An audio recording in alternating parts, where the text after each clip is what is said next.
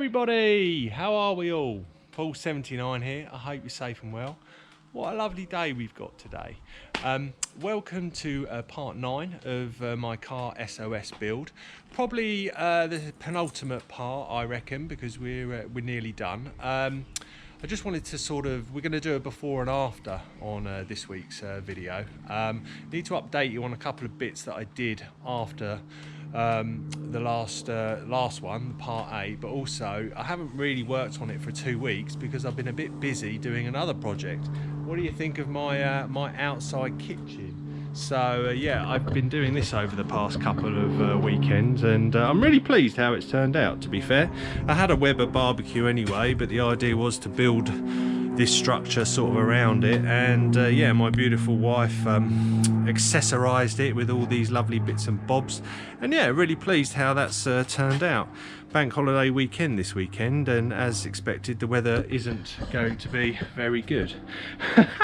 But anyway, so this weekend I'm going to try and get the last sort of major things done on the car. Let's go and actually have a look at it, because since you last saw it I have done a couple of bits to the outside of it.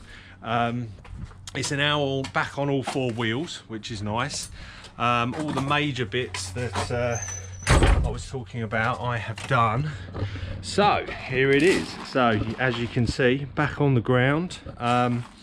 I just checked out my last video to see what I had told you and what I hadn't, but basically the under bumper cover is all done. Like I said, it's back on all 4 wheels.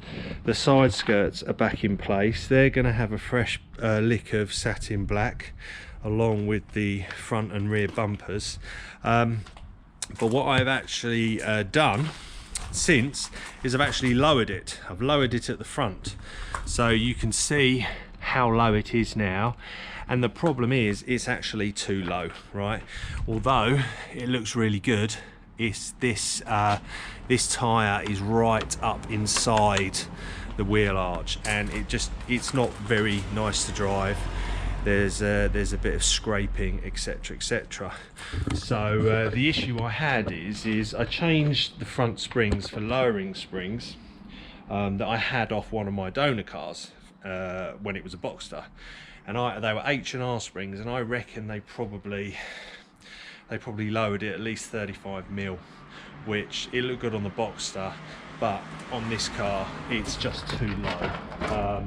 So the issue I had is trying to find some other lowering springs that didn't lower it quite as much. I only really need 20 mil, but could I find any? No. So I was speaking with the owner, and I think the only way to actually do it is go for coilovers. Now, I've fitted coilovers on my white one over there and the one out the back, and they're great, but they are quite expensive. But we managed to find a pair called FK, made by a company called FK in Germany. Took a couple of weeks to come, but they are here now.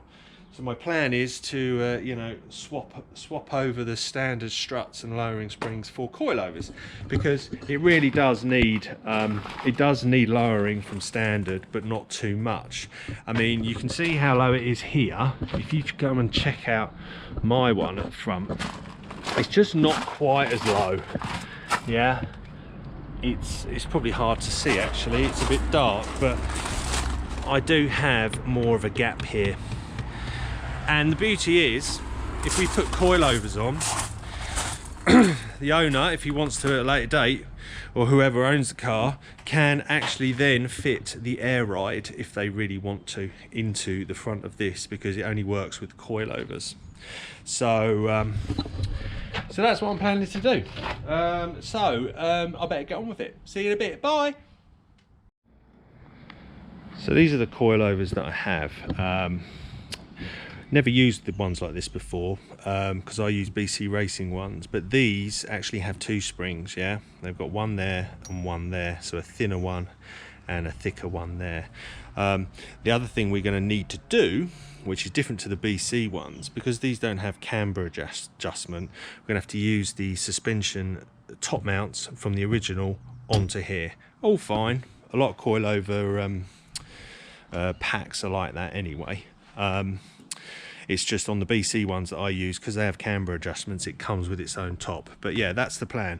I searched around for these for a long time, and managed to find them, and I think because they are yellow, it must be a sign that they're going to work.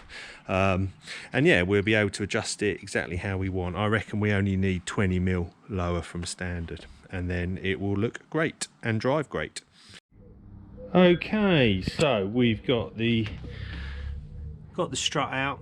So this has obviously already been out when I put these purple lowering springs on, but yeah, clearly too low. So I'm going to need to take the hat off, which is obviously I've had that off already before. But yeah, just noticed in here, you can see where the wheel was rubbing on the filler pipe, so it's clearly too low. I know there would have been an arch liner in here for real, but yeah, not to worry. Right, time to crack on with swapping that out. Okay, so got the hat off of the original. So basically that whole thing comes off there, and we've got this, and then that was there like that, right?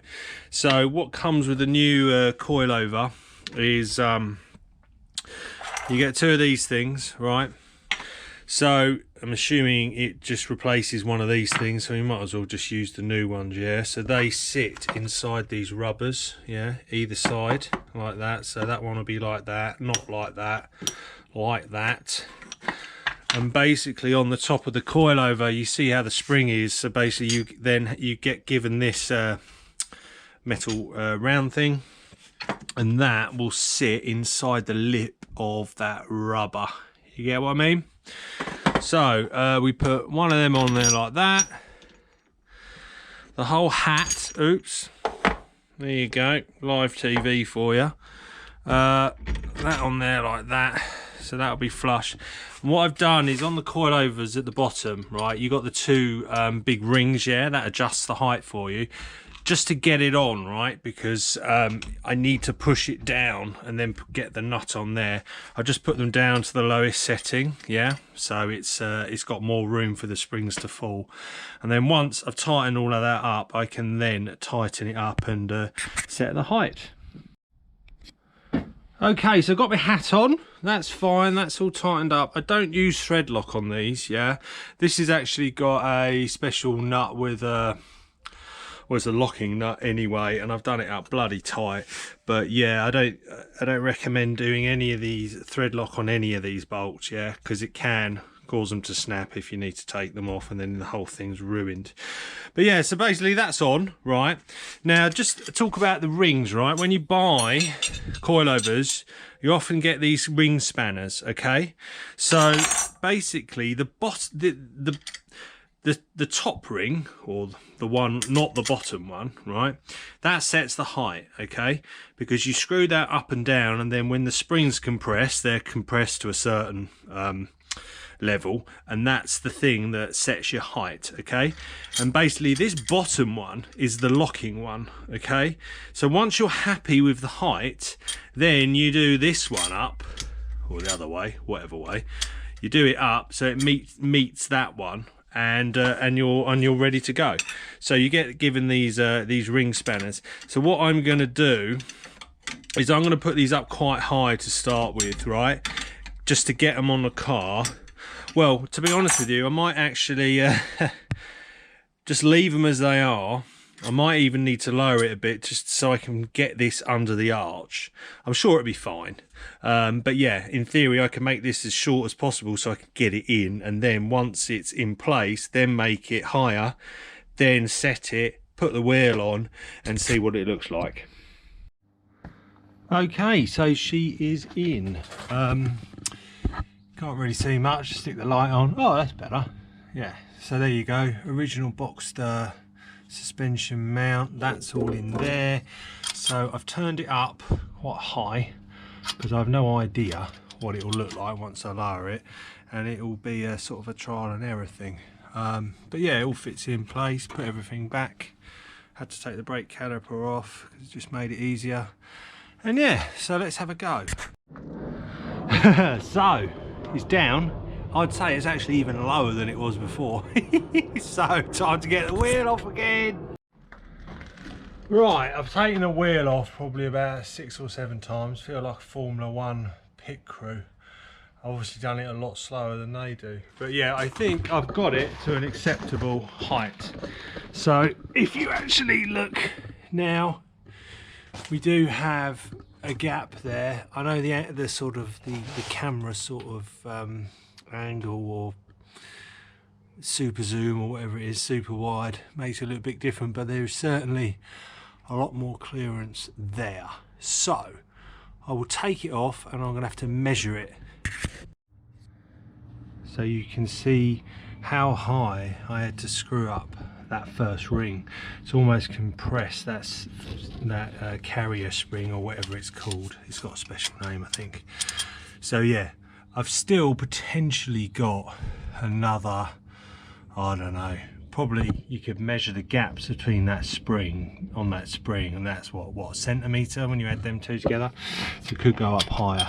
But yeah, so what we need to do now is I need to measure this from a reference point, and so I can get the other side pretty the same. So some people count the ridges or the rings. I might just use a ruler, do it sort of in line with this bit. You're never going to get it perfect, but yeah, that's what I'll do now.